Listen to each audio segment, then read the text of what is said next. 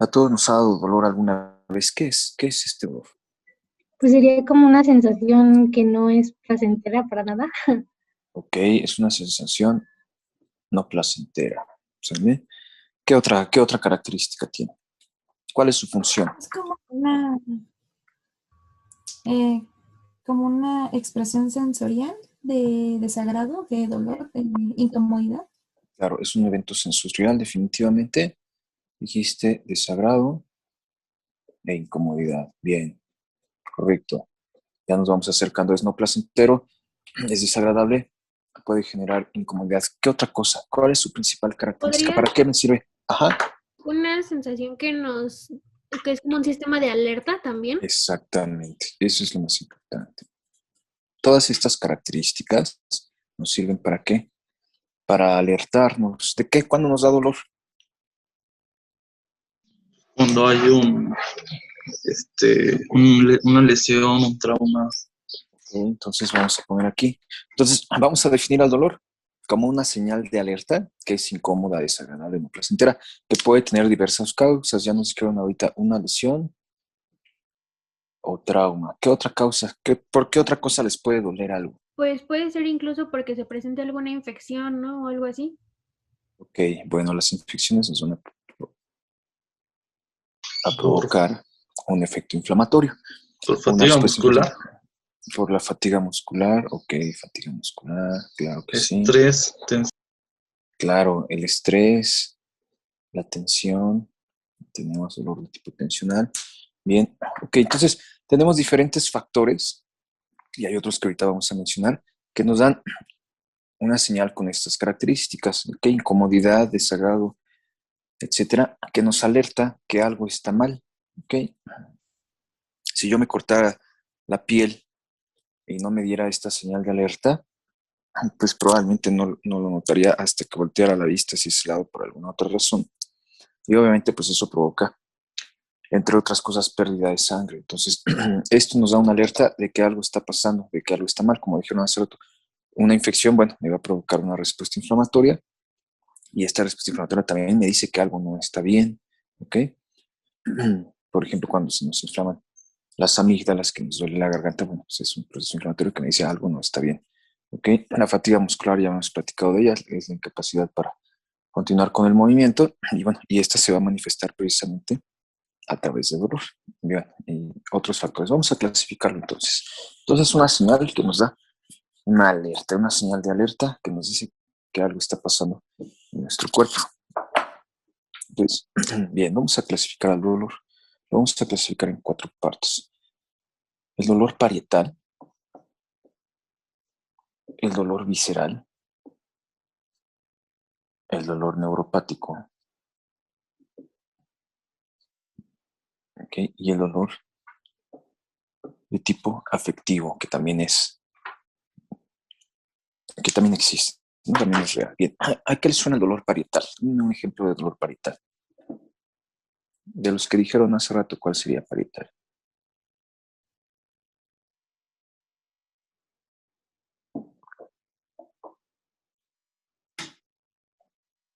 Pueden ser los traumas o golpes. Ok, sí, ok. El trauma nos va a poder provocar diferentes. El trauma nos puede provocar este,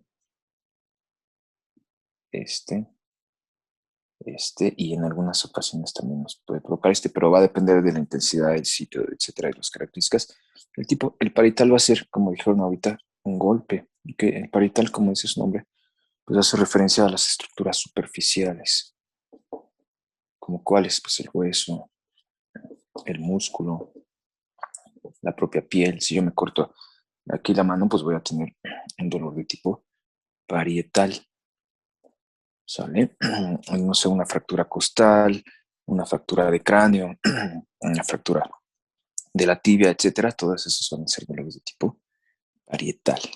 ¿Okay? ¿Cuál va a ser el visceral? Porque el trauma lo puedo encontrar aquí, bueno, pues porque un trauma, por ejemplo, con un arma blanca o con un arma de fuego, pues me va a provocar daño visceral, que después se va a traducir. Sin embargo, el daño visceral se da siempre por inflamación de las vísceras. Las vísceras huecas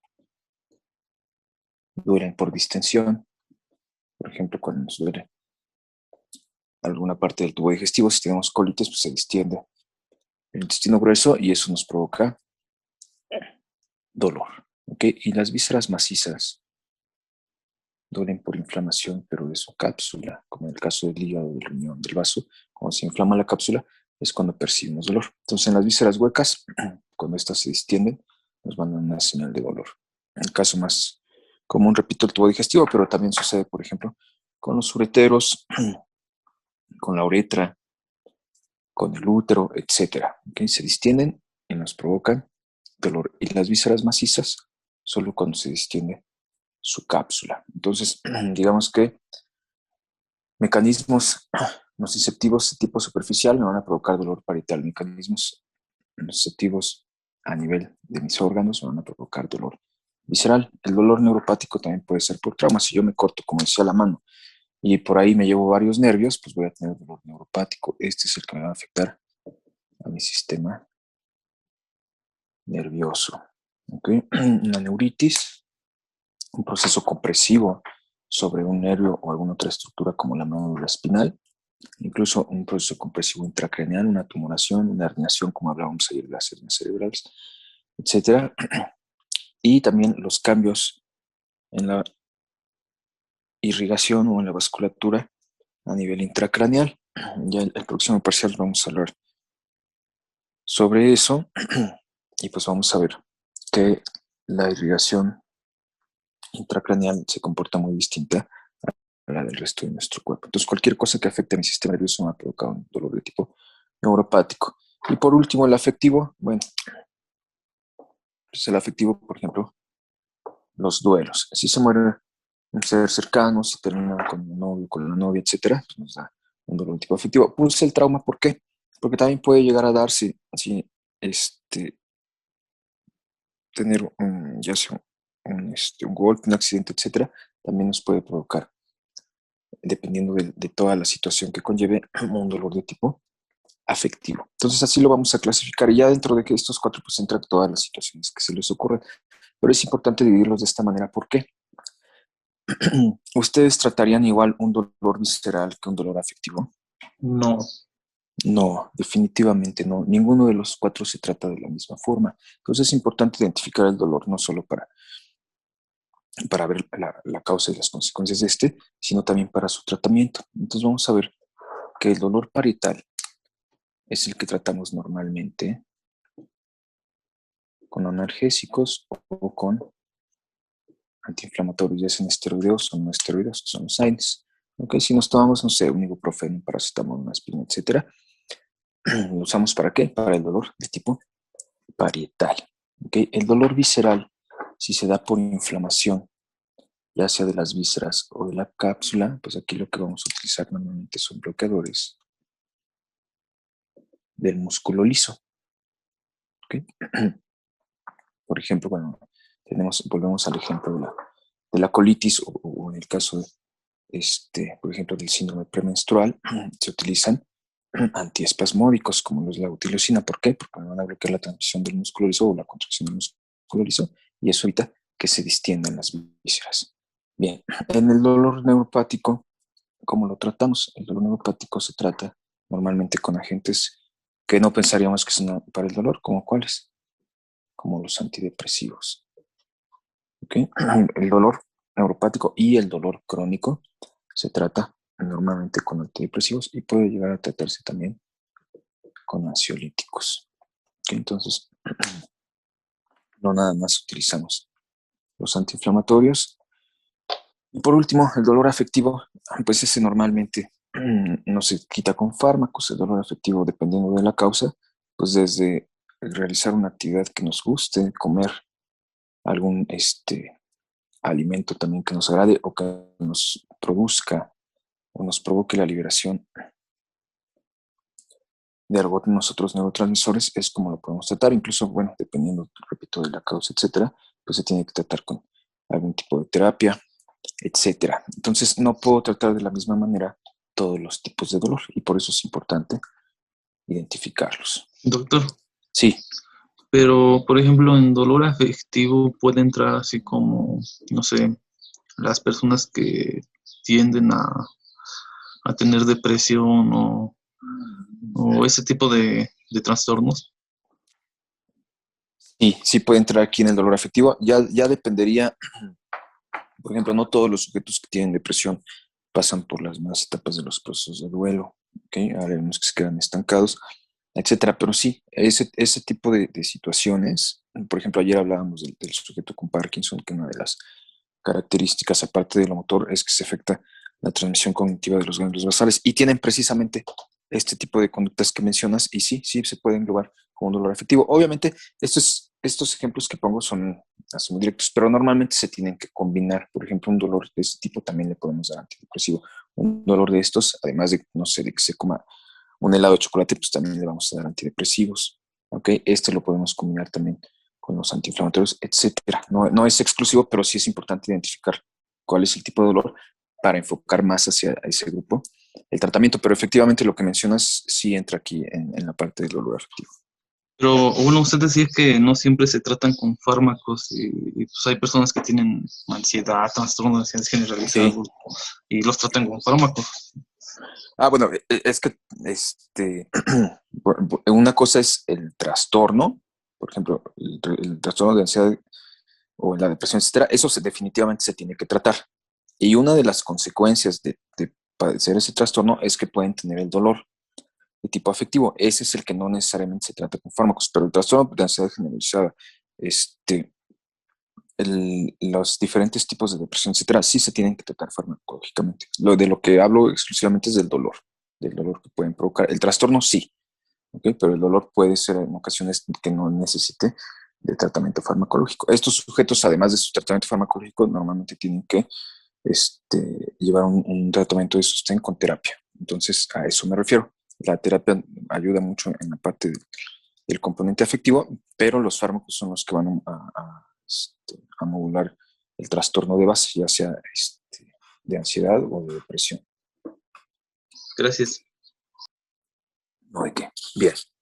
Entonces, lo clasificamos así para entender un poco más qué es lo que está pasando con el sujeto o con esa señal de alarma. Y bien, y existen otras clasificaciones del dolor, esas pues, las van a encontrar en sus libros, ¿no? Por ejemplo, dolor agudo contra dolor crónico. ¿Esto de qué depende? Pues de su duración. Un dolor crónico normalmente se considera a partir de 3 semanas de padecerlo. Dolor agudo, pues ahorita me corto y se va a hacer el dolor agudo, el del momento, ¿no?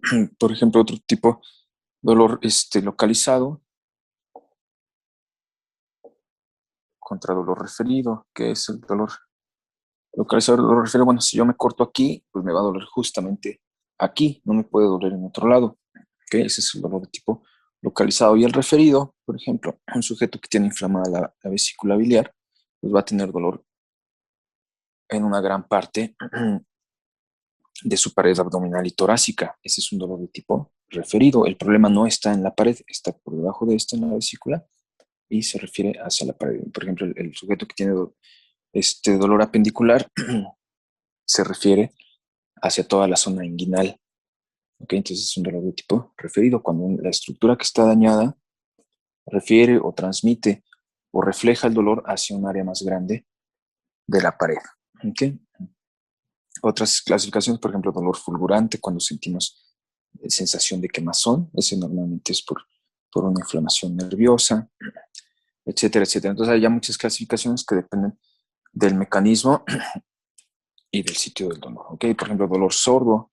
El dolor sordo es normalmente el dolor, por ejemplo, del tubo digestivo, ese que está ahí constantemente, que no es ni tan fuerte ni tan débil y que está constantemente y que muchas veces no podemos ni siquiera identificar de qué parte proviene. Ese es un dolor sordo.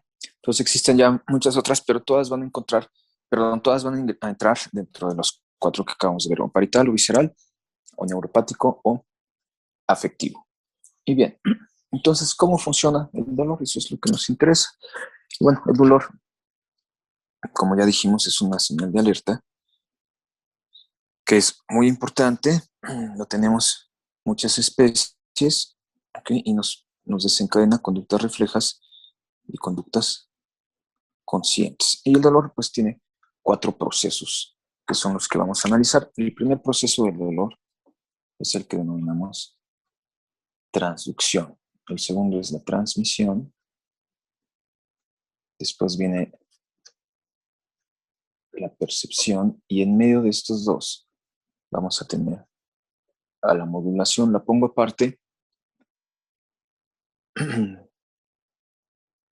porque no se sucede precisamente. Entonces, de la transmisión viene la percepción y luego vamos a tener ahí un asa que nos manda hacia la modulación. Ahorita lo explicamos. Bien, entonces, transducción, transmisión, percepción y modulación. Vamos a ver en qué consiste cada uno. La transducción, ¿qué es? Va a ser la interpretación a nivel de mis receptores. Entonces, el dolor lo vamos a captar a través de los nociceptores, que ya habíamos hablado de ellos. Si se acuerdan, los vimos cuando hablamos del reflejo de retirada. Entonces vamos a volver al ejemplo que dimos esta vez. Si yo estoy descalzo y piso un vidrio, pues mi respuesta refleja va a ser quitar el pie. Eso se integra en la médula espinal.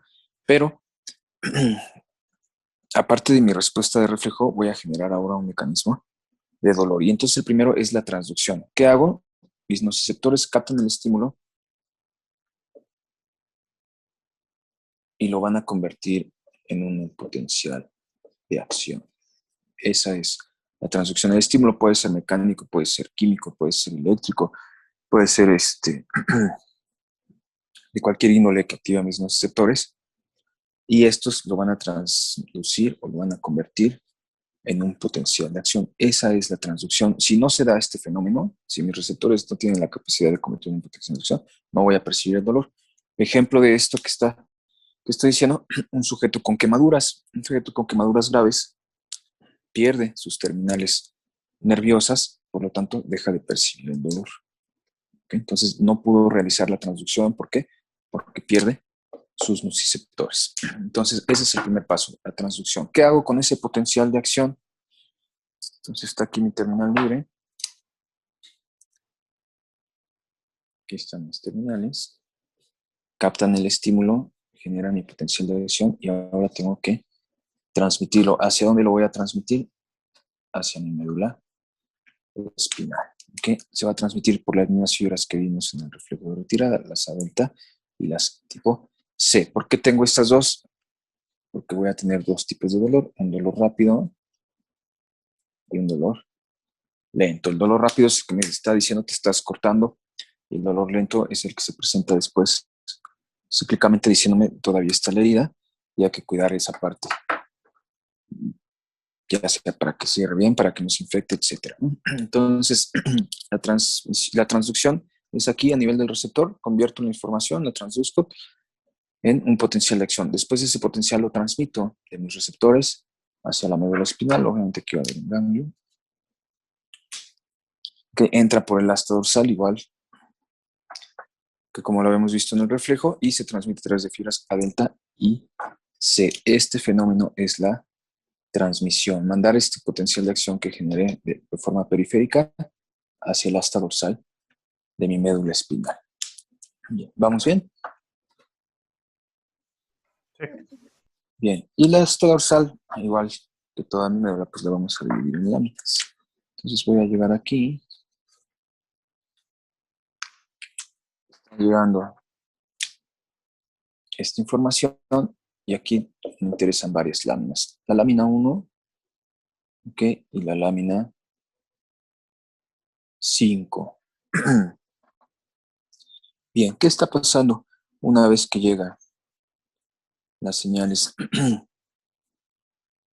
a estos sitios? Bueno, en la lámina 1 voy a encontrar unas neuronas que se llaman neuronas NE, que significa NE, nociceptivas específicas. ¿Okay? Y en la lámina 5 voy a encontrar unas neuronas que se llaman RDA.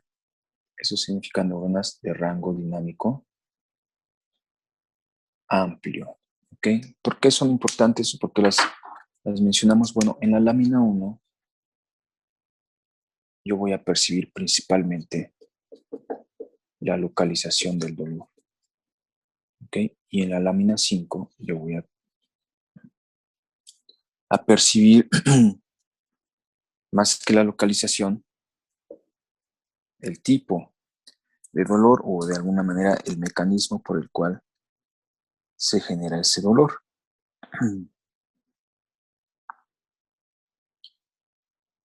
Y además de esto, la intensidad. Entonces, la información va a llegar a estos dos sitios, ¿ok? Y ahorita voy a poner entre paréntesis, también me interesa mucho la lámina 2, pero esta la vamos a ver en la modulación. Entonces, acuérdense, llega la información a la lámina 1 para saber dónde está el dolor. ¿Cómo sé que tengo un proceso mecánico en mi mano? Porque me está diciendo esta información que llega a la lámina 1.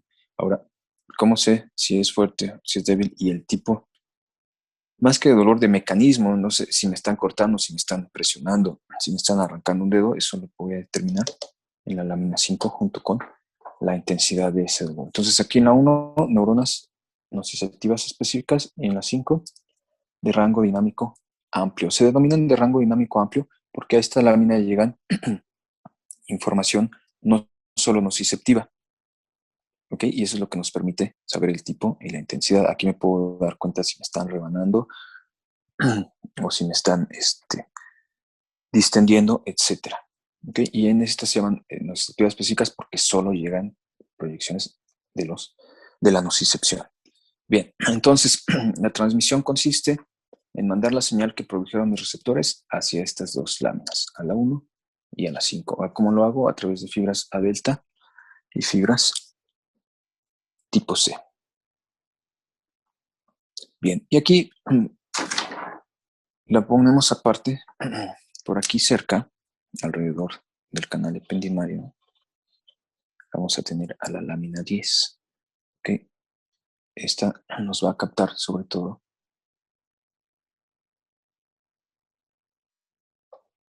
el dolor visceral. Bien. La pongo aparte porque no es tan periférica, ¿okay?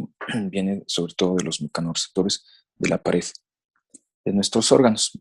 Pero bueno, entonces a la 1 y a la 5 llega lo periférico, localización e intensidad, y en la 10 llega lo visceral.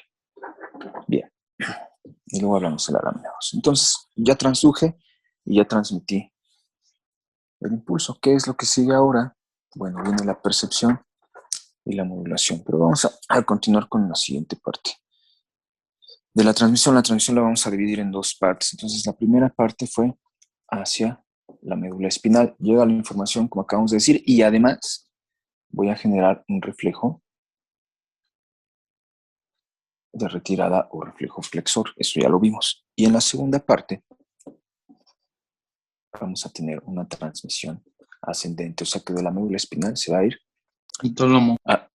hacia niveles superiores. Bien. Y vamos a ver qué sucede. Entonces, estamos aquí en el asta posterior. Ya sé que está llegando aquí la información. O que puede llegar también aquí, si es visceral. ¿Qué va a pasar aquí? Bueno, nos vamos a conectar con unas interneuronas muy importantes. Ok, esta de aquí, o este de aquí. Estas interneuronas se van a conectar con fibras ascendentes. Ok, estas fibras ascendentes nos van a formar dos sistemas que son muy importantes. El sistema que se denomina paleo, espino, talámico, y otro que se llama neo, espino, talámico. Ahorita vamos a hablar de ellos.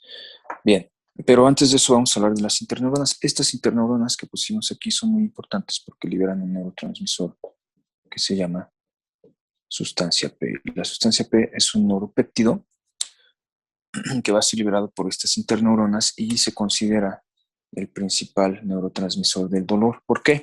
Porque es el que me va a activar a las vías ascendentes. Si yo no libero sustancia P, no me voy a enterar más arriba, en mi tallo cerebral, en mi cerebro, ¿de qué? De que estoy teniendo una señal de alerta o de alarma. Entonces es muy importante la sustancia P. La sustancia P, o estas fibras que captan la sustancia P, tienen un receptor que se llama NK1, un receptor de neuroquinas tipo 1, y es un receptor de tipo metabotrópico. Entonces, recuerden, llega la señal proveniente de mis receptores o de mis mecanorreceptores viscerales y me está diciendo o me está dando una alerta. Entonces, esa alerta la voy a transmitir hacia arriba a través de la sustancia P. Ok, acuérdense de esta. Y ahora sí, ¿qué va a hacer esta sustancia P? Pues va a activar a estos dos sistemas que les acabo de mencionar, el paleo y el neoespinotalámico. Y el paleo espinotalámico está formado por tres haces.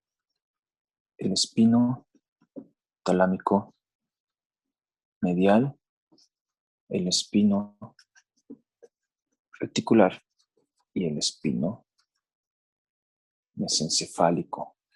¿Okay? Y el neoespinotalámico está formado únicamente por el espino talámico lateral. ¿Okay? Y vamos a ver hacia dónde y con quién se van a conectar. Entonces ya llegó la señal hacia mi médula espinal. Ya liberé el neurotransmisor del dolor y voy a activar a estas dos vías. Vámonos primero con la más antigua filogenéticamente.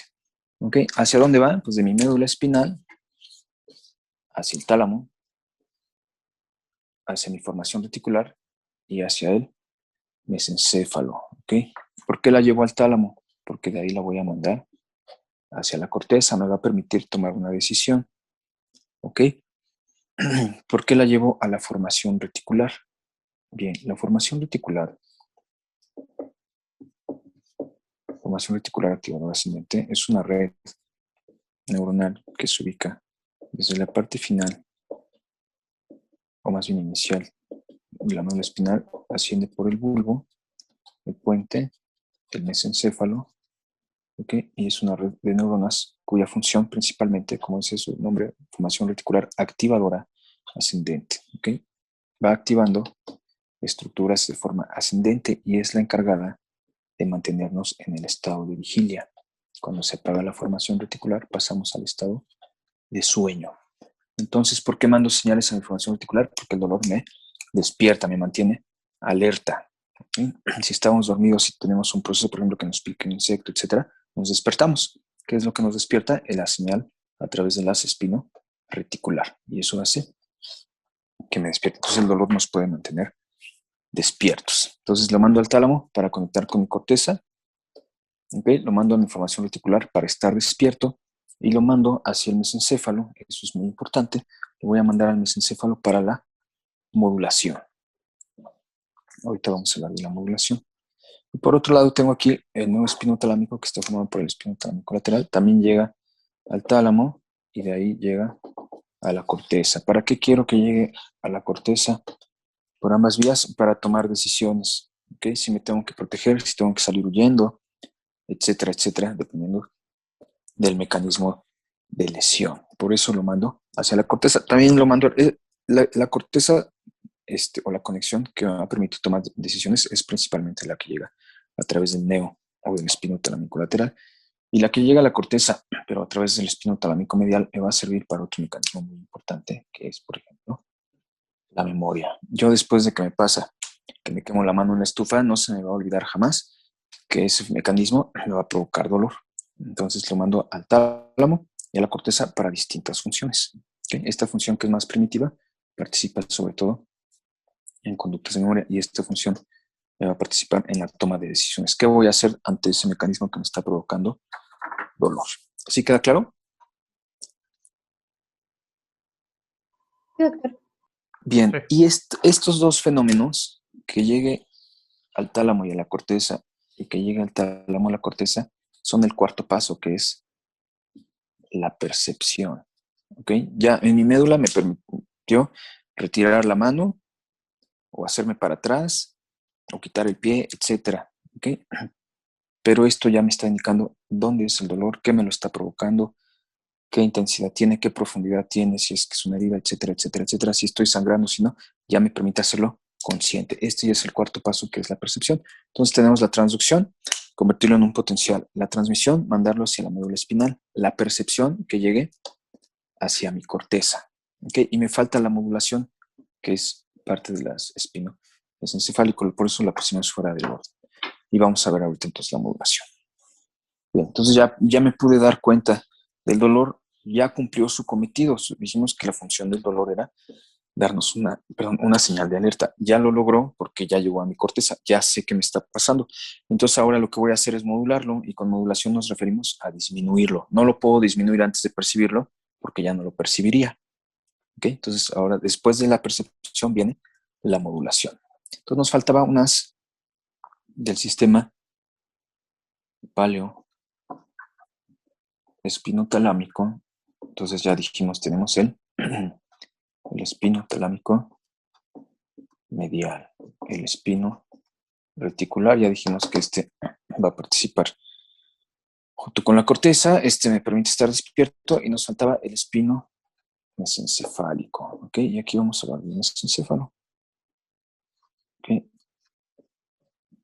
Aquí, en el mesencéfalo, tenemos una cosa muy importante que se llama sustancia gris periacueductal. ¿Ok? Que la podemos dividir en dos partes. Una de ellas se forma el núcleo del tercer par craneal, y la otra es la que va a participar en la modulación del dolor. ¿Cómo lo va a hacer? Bueno, estas señales que suben a través del espino mesencefálico, que tienen ahí una nomenclatura rara porque no solo llegan aquí. Si yo observo mis hemisferios, aquí voy a tener mis ventrículos laterales, ¿ok? Y alrededor de estos tengo otras neuronas que se llaman sustancia gris periventricular. Esta es periacueductal porque va alrededor del acueducto, y esta es periventricular porque está alrededor de los laterales. Hacia ambos grupos llega a través del espino mesencefálico. ¿Y qué van a hacer estas neuronas? Bueno, van a mandar señales ahora descendentes. ¿Hacia dónde? Hacia mi médula espinal, que van a llegar a la lámina 2. ¿Ok? ¿Se acuerdan que dijimos que luego íbamos a hablar de la 2? Bueno, ¿qué tipo de señales? Estas van a dar señales a través de las endorfinas. ¿Ok? Endorfinas o encefalinas. ¿Ok? Son otros neuropéptidos. ¿Qué van a hacer estas endorfinas o encefalinas? Llegan a la lámina 2. Vamos a poner aquí un pedazo de médula espinal. ¿Se acuerdan que dijimos llegaban a la 1, a las nociceptivas específicas, a las 5, a las de rango dinámico? ¿Ok? Y esta información que está descendiendo de mesencéfalo y de mis ventrículos laterales va a llegar aquí a la lámina 2. ¿Y qué creen que hace? Apaga la transmisión en la 1 y en la 5. Va a mandar información hacia acá y hacia acá para que se detenga, y entonces eso impide que las señales nuevamente asciendan. Y por eso se considera que es un mecanismo de modulación, pero se tiene que dar después de ¿qué? Después de que se percibe. Si esto se presenta antes de la percepción y lo apago, pues ya no lo voy a poder percibir. Entonces, ¿en qué consiste la modulación?